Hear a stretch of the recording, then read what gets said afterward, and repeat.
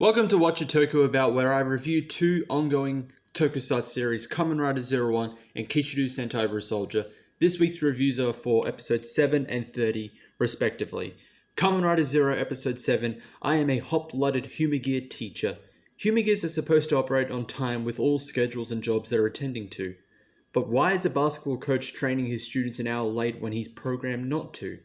In episode 7, Aruto is called to help reset a sports Humagear, Kobe Sakamoto, due to complaints from parents that the students he trains are failing classes as he has them train an hour later than what's on schedule.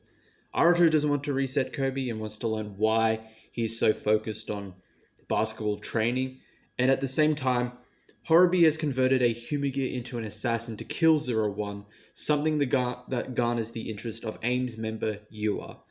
This week's episode of Zero One is a good one. It explores more of the Humagears and MetsuboJinrai.net's reasoning for picking specific ones to convert into Magia. So if you've noticed throughout the series, the Humagears that Jin picks to convert into Magia are ones that find enjoyment or fulfillment in their roles towards humans, and the reasoning behind this is actually because they are evolving and gaining true sentience, almost becoming like an actual human being. And I think this was like alluded to, like every one of these Humagears that have been converted are one that finds some sort of happiness or, like I said, fulfillment to their roles between humans. So very happy that kind of early on in the series we're touching onto that. It's getting fully explained.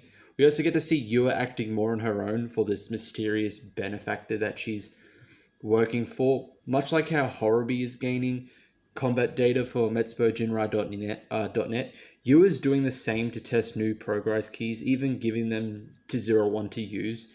It's actually a kind of a clever way of refreshing how new transformation devices and forms are introduced. It isn't just Izu doing it for herself for Zero One, it's also Yua's doing it as well, both for Zero One, for AIMS, and also for her mysterious benefactor, as the progress keys have something to do with a past incident and they're vital to what's going on in the plot. The pacing of the episode was really quick in the first half, but as it progressed, about at the halfway mark, it slowed back down to a steady, normal flow. The fight cinematography and choreography was good, especially the fight between Valkyrie and Jin. There were a lot of good scenes in there. Side note, the Humagear assassin that Horobi converts and Izu have some really like adorable, cute moments in this episode. Like the assassin, kind of like how like an actual robot learning to be human mimics what Jin does. So like when Jin like raises his arm up, like happy, is just like, yeah, let's go cause some mayhem. The assassin also kind of does the same thing, and when Zero One gets his new form, like Izu is surprised looking at him and then claps and like, yay, you got it. Look at that, you got something new. It's sweet. I love it. It's just so adorable. This episode introduced a new form for Zero One, Freezing Bear.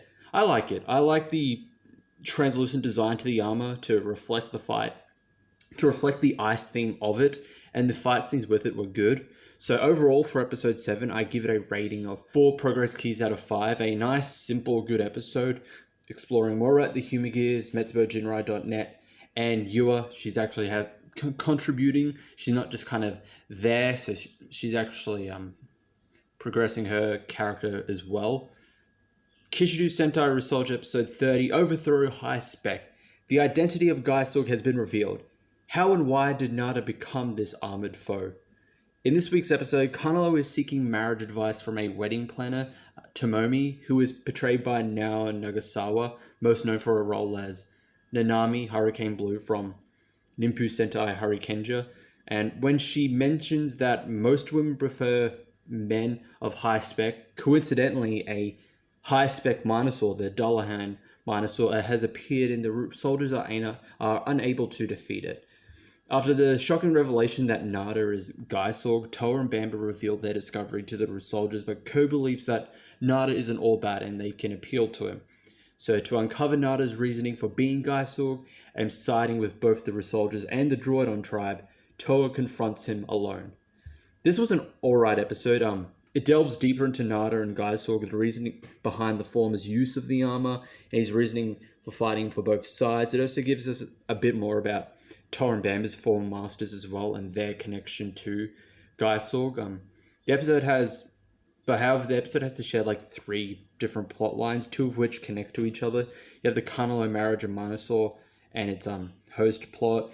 It was alright, but it felt kind of weak in this episode. You also have the introduction of Pitan, a egg-shaped flying Kishidu, whose introduction really only exists because it's introduced at the end of the previous episode and only cut short because of the Monster of the Week plot.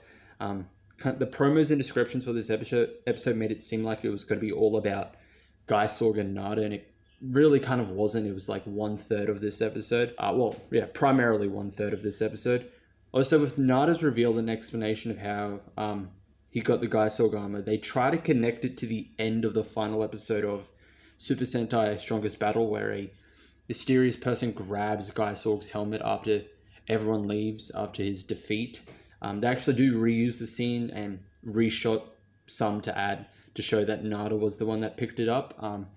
However, Ryusoulger has already contradicted Super Sentai Strongest Battle.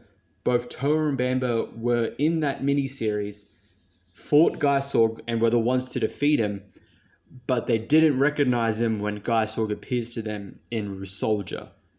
Like I said, despite the fact they've met and defeated him before, and they're implying with this scene of Nada finding the helmet, that is they're both canon to one another, unless they're going to explain it further on, because Nada doesn't 100% explain how and really why he found the armor. So the pacing of the episode was fine. The fight cinematography and choreography was good this week. There was quite a good few scenes and shots. So overall, for episode 30's rating, I give it 3.5 Russells out of 5. It had good moments, but it slightly struggled with juggling the different plots at the same time and presenting itself beforehand as an episode focused solely on Nada and Gaisorg, and it really wasn't. So that is it for these reviews. Thank you all for watching, and remember, if you're new to the OzChris channel tribe, pick up your Rusoul swords and slash that like, subscribe, and or notification bell. If you want to follow me on social media, they'll be in my Instagram and Twitter names will be in the outro, and I will see you all in the next video.